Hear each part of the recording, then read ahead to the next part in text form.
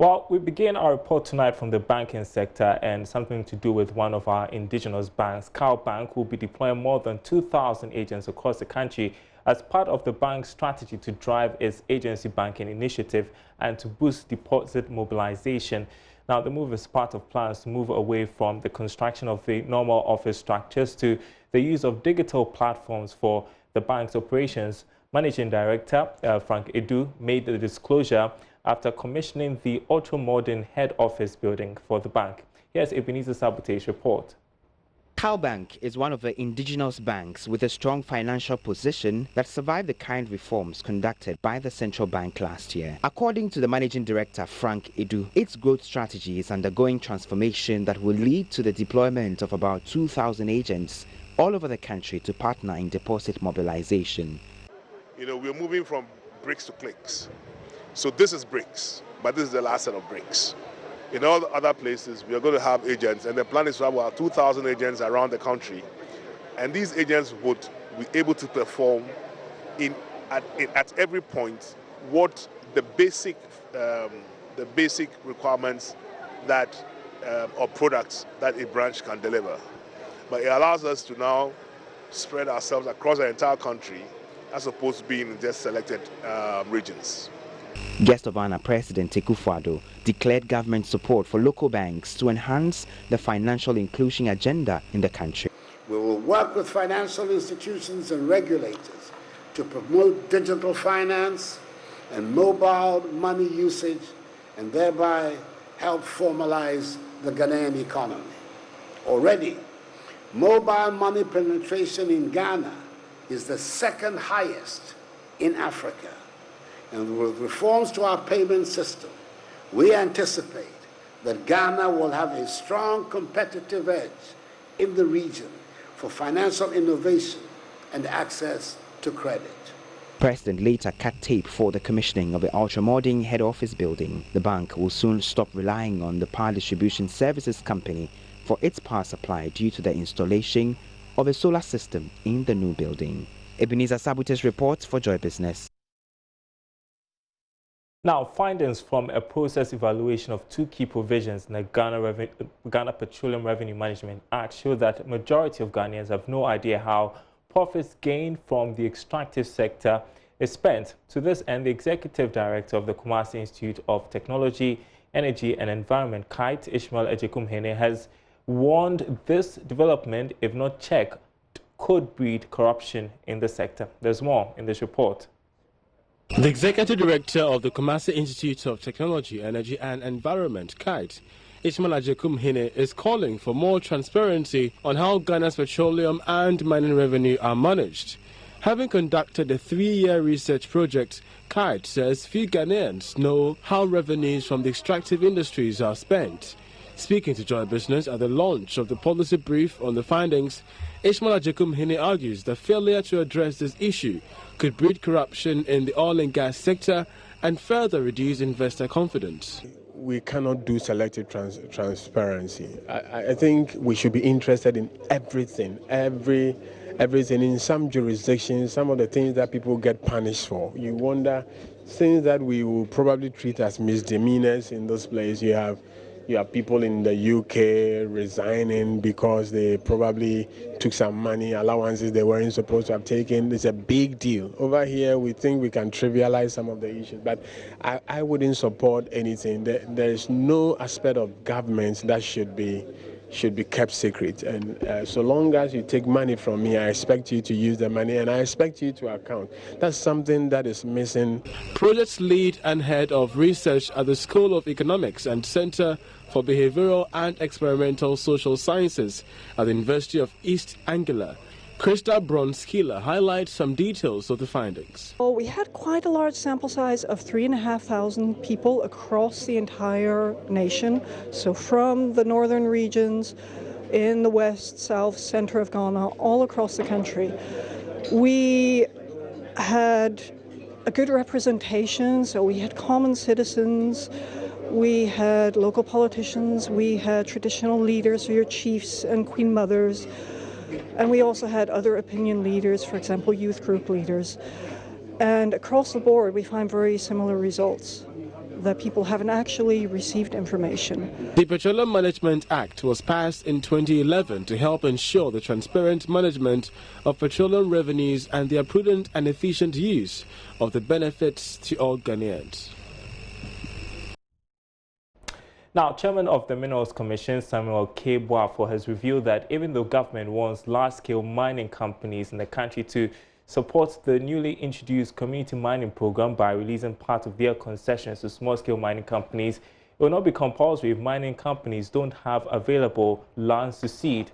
He was speaking with Joy Business after a delegation of the Minerals Commission toured facilities of Adamus Mining Resources Limited in the Western region. Nathalia Kwanzaa joined the delegation and reports. Comments follow complaints made by management of Adamus Resource Limited, a mining company, during a tour by the Minerals Commission to the company in the Elembele district of the Western region. There have been some demand by communities for the mining company to cede some of their concession to them.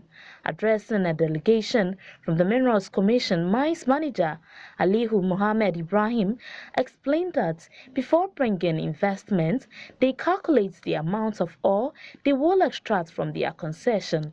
And leasing of land, he noted, would mean a reduction in the amount of ore extracted and have negative effects on businesses. So at times they will come. But what they started doing is that where we are working on, that is where exactly. That is where they want for us to proceed, and that becomes difficult because the shareholders and then the owners of the mine, that is a business that they want to do. So if you are paying your rent and everything for a business, and so we are saying that because you are doing a community mining, so the person should just go off, and then for somebody else to come and do the same business becomes difficult for shareholders, and it's not too good for the industry. The issue of military withdrawal from the mining sites, according to Adamus, has become a big challenge as they are constantly robbed by community members and some outsiders. The chairman of the commission, Samuel BOAFO, outlined some measures the commission has put in place. The room was in place in a day, and human factor. Human nature is that it takes a lot of people to education to be educated. Like even in classrooms, some people are so dull. They turn out to become late at the best. So if we have the process and we don't give up in explaining and telling them the effects. Now, let me tell you, be honest with you. Some of them will die not at less than 40 years. And cancer, it spreads like anything. And it comes through this one deadly use of mercury and so on. And they know it. And they know it, but they don't. Some people say Ghanaians, if I get money, I die today. That's with the greatest respect. It's not that. We need to begin to educate them. And that. For Joy Business, in Nathalia Kwanzaa, Western Region. Let's talk about your health now, and business owners have been advised to choose the health and well-being of the employees over profits. According to the Corporate Affairs Manager of Blue Skies Company, ALISTAIR JoyNews, a healthy and happy workforce will in turn boost productivity for any business. Joy Business' Sarah Josu has more in this edition of the Joy Business Health and Wellness series with the Blue Skies Company.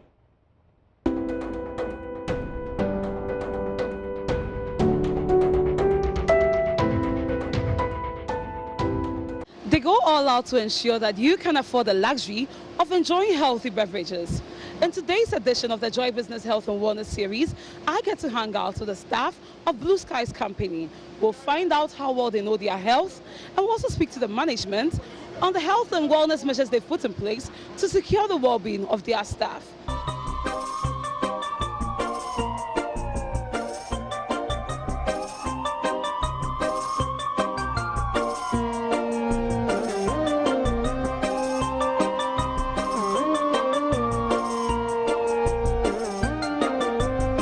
It is widely known that being in work is good for people's health and well-being, but it's increasingly being recognized that a healthy workforce is beneficial to employers too. ALISTAIR JoyMeety is the corporate affairs manager of the Blue Skies company, and he emphasized that by creating a safe and healthy environment for employees, work-life balance and productivity can be attained to positively impact the business. I think as a business, that's our major focus. We are a human-centered organization, actually. Apart from making profit, we don't believe that we need to make profit at all costs. We don't believe that we need to make profit at all costs. I think one of the things that as a people, it has eluded us in this country is that maybe we need to have a national discussion on that. Our position on the wellness and the health of the people, I think in Ghana, human life is not... If you travel outside, even the way people are concerned about their dogs and their cats and their birds and their chicken, if you come to Ghana, our national policies don't support it. They are not carved in a way to ensure that people have a very good life. For us as a business, we think the most important aspect of this business is the human resource that we have. And if we can protect it, and we can ensure that people have very good health, then productivity will be something we'll be considering. So, yeah, profit is good, but our concern is to make sure that the people that will bring you the productivity, they live in a very good Before any employee of the Blue Skies company settles for their shift duties, they have a ritual they perform. They have to take a bath, change into scrubs before making any contact with the fresh foods. Indeed, they are a health-conscious company. It was a busy and rainy day for the workers, but that didn't prevent us from testing their knowledge in health. So when we say good health and well-being, how do you interpret good health and well-being? Good health and well-being is the way you take care of yourself, the way you eat, the way you exercise, and the way you do your things. So how many minutes should one exercise in a day? At least 30 minutes a day. Okay, and how many cups of water or how many glasses of water must one drink in a day? 8 glasses, I think so. Which part of the human body facilitates breathing? Which part of the human body facilitates breathing? Stomach. Name 2 fruits which fall under citrus fruits. Citrus fruit. And pineapple. And what else? Orange. What measure can you put in place in your homes or surroundings to prevent malaria? Keep the environment clean. STD is an acronym. When we say STD, what does it mean? Sexually transmitted disease. Okay. What is cholera? Cholera. By running, you run. If you don't keep your environment clean, if you don't drink clean water, you get cholera.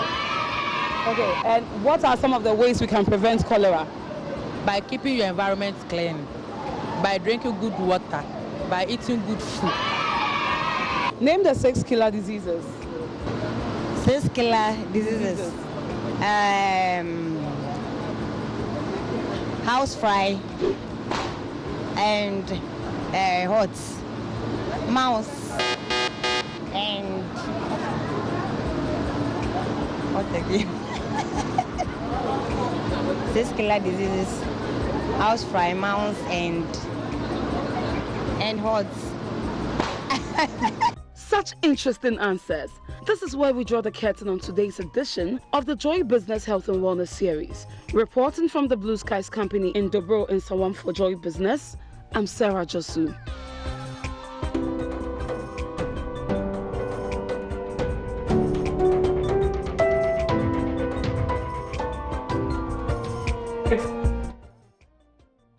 Really?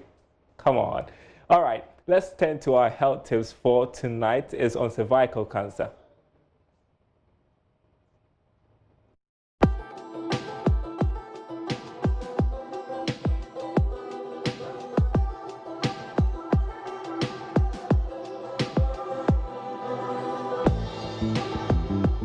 Welcome to today's Joy Business Health and Wellness tip. Let's continue our discussion on cervical cancer. When it is invasive, this type of cancer affects the deeper tissues of the cervix and may spread to other parts of the body, most notably the lungs, liver, bladder, vagina, and rectum. Cervical cancer is, however, slow-growing, so its progression through precancerous changes provides opportunities for prevention, early detection, and treatment.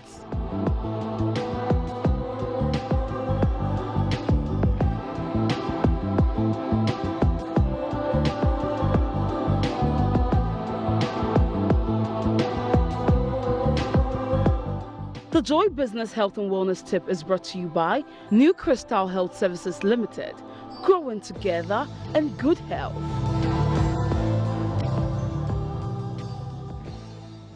All this in a lead up to the Joy Business Health and Wellness Street Show coming off at the National Theatre from May 30 to the 1st of June. Mark that date. Well, let's move on tonight to the Joy Business Fund. And oil and mining boom have brought attention to the capital of the Western Region, Takoradi. It is rapidly growing into an industrial and commercial hub, and that is good for construction firms such as Stresta Engineering and Construction Limited. They have become especially known for the construction of temporary modular structures. The story of Stresta on this episode of the Joy Business Fund. 9 years ago, Philip Kojo Bachman and Michael Apia decided to take the bold step of starting a construction firm. They had no money, just the knowledge they had acquired from school and a bit of exposure in the mining sector, as Michael tells me. We actually started operating from our houses, from on a dining table, our family dining table. With our laptops, we started putting some pieces of proposals together. We didn't wait for any funds or any money or any seed money to empower us. It's from our own little savings that we had when we were working. And we started actually from the scratch, and there were few families and friends that supported us as well. Probably one of the best decisions they took starting Stresta Engineering, because a lot has changed in the Western region over the last 9 years. Its capital city, Takoradi, the once sleepy city, has come alive, and there is transformation underway, largely because of the oil find off the coast of Takoradi in 2007. The presence of international oil and mining companies has given birth to new local companies like Stresta to service those sectors. Actually, we registered a company in 2008 whilst we were still working with Minprog, a consultant that built the Bogoso sulfide expansion tanks.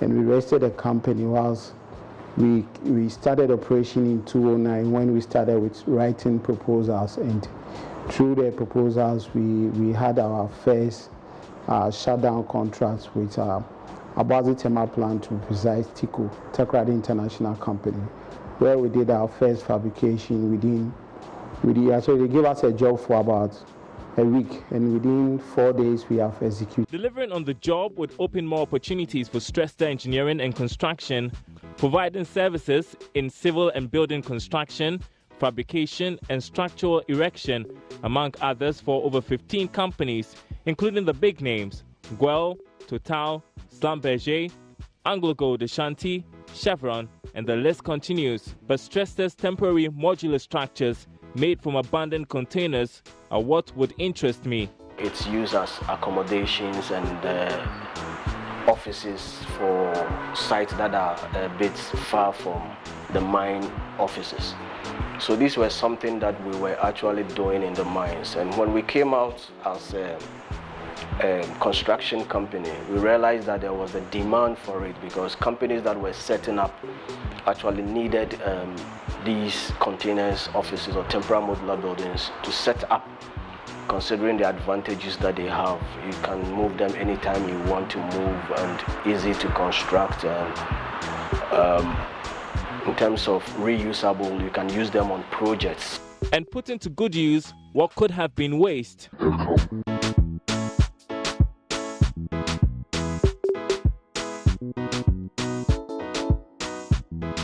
Competition is getting tight in the construction space as the city of Takoradi develops. It requires a lot of effort and hard work to break through such a competition. For us, there have been other bigger companies that we have actually tried to run at par with, and that is where we are looking at going. It also requires much more financial investment, and so Stresta is poised to deliver on quality and timely whenever they win contracts, just so they remain in business. Recognizing they had to take their business to the next level, they signed on to invest in Africa's capacity building programs, the Business Linkage Program and Business Accelerator Program. We have enjoy some benefits from the BAP and the BLP as well. We have a full diagnosis made for us through the BLP by Ernst & Young. All this had come out from the Invest in Africa to diagnose our operations and then come out with the challenges and then how best we can do them, giving us good practices and best practices around and helping us to be able to actually put this into practice. So that, and this has actually improved on our productivity. It has actually improved on our operations. In 2018, Stressed Engineering received the Sustainable Business Prize at Invest in Africa's SME Excellence Awards. So how do they intend to sustain the operations with over 50 people as workforce? We execute a very good job for a client in a safe way, with that speed and with that quality.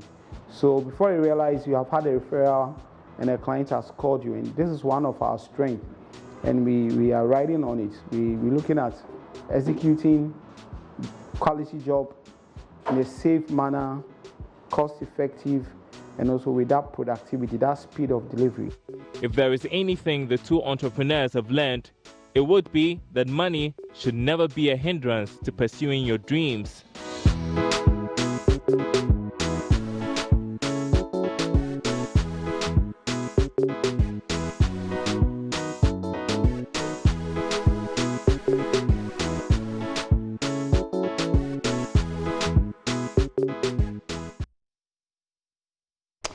All right, and that wraps up the series of reports from the Western region on the Joy Business Van. Want to know where we are going next week? You have to make a date. And that's it for our program tonight. There's more news on our website, myjoyonline.com/business. There you go. Ghana Commodity Exchange integrates 20 Ghanaian farmers. You want to read about that, and an article on the Ghana IMF relations. Time for regular checks.